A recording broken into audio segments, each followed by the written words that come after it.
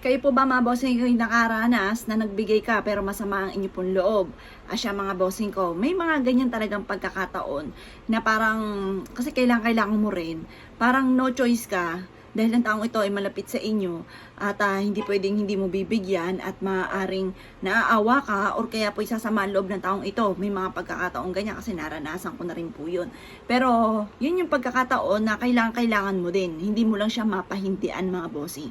Ngayon po, kapag may mga ganyan sitwasyon, dahil maaaring hindi ka suswertihin kung masama ang inyo pong loob mga bossing. Kaya mas mainam mga bossing ko, kung hindi mo kaya napawalan ng taong ito, mas mainam kung ano ang kakayahan lang po ninyo, yun lang po ang ibibigay ninyo.